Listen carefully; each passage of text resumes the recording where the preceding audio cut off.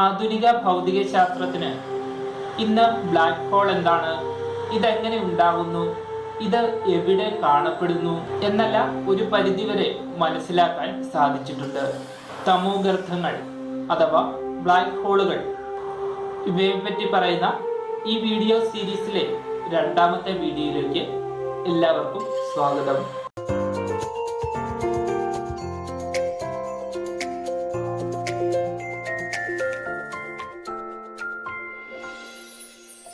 1939 രണ്ടാം ലോക മഹായുദ്ധം ആരംഭിച്ചതോടെ പലരും ആണവായുധ നിർമ്മാണ മേഖലയിലൊക്കെ ശ്രദ്ധ കേന്ദ്രീകരിച്ചു. അതോടെ ബ്ലാക്ക് ഹോളിനെ പറ്റിയുള്ള പഠനങ്ങൾ മന്ദഗതിയിലായി. 1965 റോജൻ പെൻറോസ് അവതരിപ്പിച്ച പുതിയ ഒരു പരികൽപ്പനയിലൂടെയാണ് ഈ മേഖലയിലുള്ള പുതിയ പഠനങ്ങൾക്ക് തുടക്കം കുറിച്ചത്. അദ്ദേഹത്തിന്റെ പഠനത്തിലൂടെ സിംഗുലാരിറ്റി എന്ന് പറയുന്ന പ്രതിഭാസം സംഭവിക്കുമെന്ന് തെളിഞ്ഞു. ആൽബർട്ട് ഐൻസ്റ്റീന്റെ ഇക്വേഷൻസ് പ്രകാരം സിംഗുലാരിറ്റി എന്ന് പറയുന്നത് ഒരിക്കലും സംഭവിക്കാൻ സാധ്യതയില്ല. പെൻറോസിന്റെ വാദങ്ങൾ അത്രയ്ക്ക് കൃത്യതയുള്ള തെളിവുകൾ ഉള്ളതായിരുന്നു. സിംഗുലാരിറ്റി എന്ന് പറയുന്ന പോയിന്റ് നമുക്ക് ഒബ്സർവബിൾ ആയിട്ടുള്ള അല്ലെങ്കിൽ ദൃശ്യ പ്രപഞ്ചത്തിൽ നിന്നും മറയ്ക്കപ്പെട്ടിരിക്കുന്നു.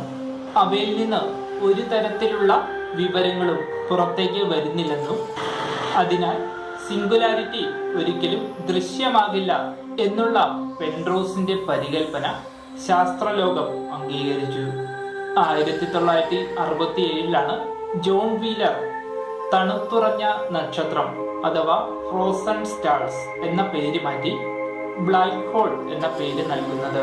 പുറമേ നിന്നുള്ള ഒരു നിരീക്ഷകന് ബ്ലാക്ക് ഹോളിന്റെ ഉള്ളിൽ എന്താണ് സംഭവിക്കുന്നതെന്ന് ഒരിക്കലും പറയാൻ സാധിക്കില്ല. ബ്ലാക്ക് ഹോളിന്റെ ഒരു തരം അതിർവരമ്പാണ് സംഭവ ചക്രവാളം അഥവാ ഇവന്റ് ഹൊറിസോൺ. പ്രകാശത്തിന് പോലും പുറത്തു കടക്കാൻ കഴിയാത്ത വണ്ണമുള്ള തീവ്രമായ ഗുരുത്വാകർഷണ ബലമാണ് ഇവന്റ് ഹൊറിസോണിന് അടുത്തുള്ളത്. പ്രകാശത്തിന് പോലും സാധ്യമല്ലെന്ന് പറഞ്ഞാൽ ഒരു വസ്തുവിനും തന്നെ ഇവന്റ് ഹൊറിസോണിന് വെളിയിൽ കടക്കാൻ സാധിക്കില്ല എന്നാണ് അർത്ഥം. പ്രകാശത്തിന്റെ വേഗതയുള്ള ഒന്നും തന്നെ ഈ പ്രപഞ്ചത്തിൽ ഇല്ല. ഈ ഇവന്റ് ഹൊറിസോണിന്റെ അടുത്തെത്തുന്ന ഒരു സമയ സഞ്ചാരിക്ക് അല്ലെങ്കിൽ ഒരു ടൈം ട്രാവലറുടെ അവസ്ഥ എങ്ങനെയാണ് ഒരു ഉദാഹരണത്തിലൂടെ നോക്കുകയാണെങ്കിൽ, ഒരു വലിയ വെള്ളച്ചാട്ടത്തിന് അടുത്തേക്ക് തോണിയിൽ യാത്ര ചെയ്യുന്ന ഒരു യാത്രക്കാരനുമായിട്ട് ഈ സമയ സഞ്ചാരിയെ താരതമ്യം ചെയ്യാം.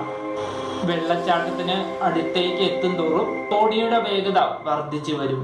വിപരീത ദിശയിലേക്ക് സർവത്ര ശക്തിയെടുത്ത് തുഴഞ്ഞാൽ ഒരുപക്ഷെ വെള്ളച്ചാട്ടത്തിൽ പതിക്കാതെ രക്ഷപ്പെടാനായിട്ട് സാധിച്ചേക്കുമായിരിക്കും. എന്നാൽ വെള്ളച്ചാട്ടത്തിന് തൊട്ടടുത്ത് എത്തിക്കഴിഞ്ഞാൽ പുറകിലേക്കുള്ള യാത്ര അദ്ദേഹത്തിന് അസാധ്യമായി തീരും.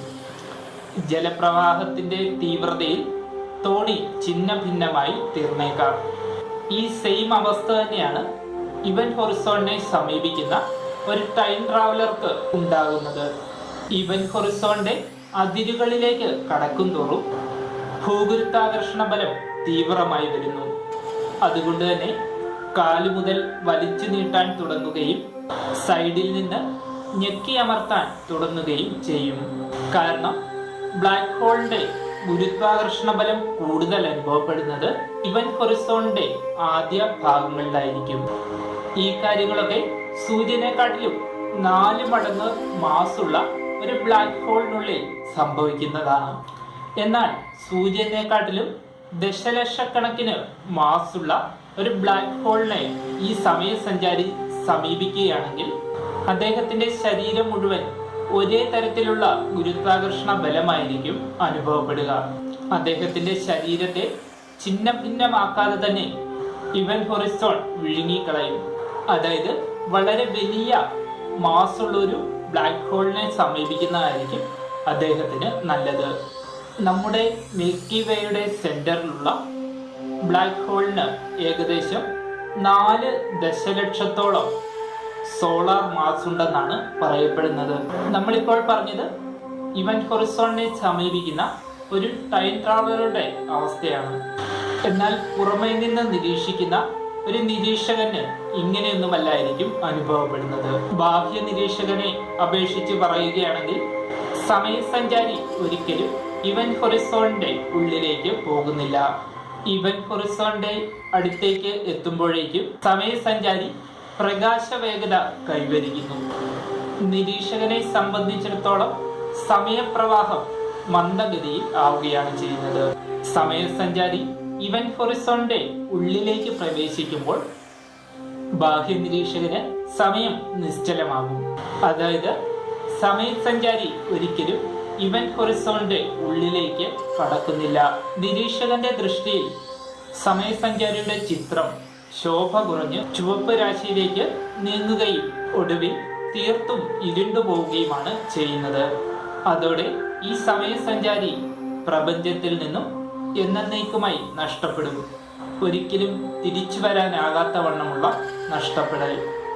അടുത്ത വീഡിയോയിൽ സ്റ്റീഫൻ ഹോക്കിങ്ങിന് ബ്ലാക്ക് ഹോളിനെ പറ്റി ഉണ്ടായിരുന്ന കാഴ്ചപ്പാടുകളും അദ്ദേഹത്തിന്റെ കണ്ടെത്തലുകളും എന്തൊക്കെയാണെന്ന് നോക്കാം. അതുവരെ ബൈ.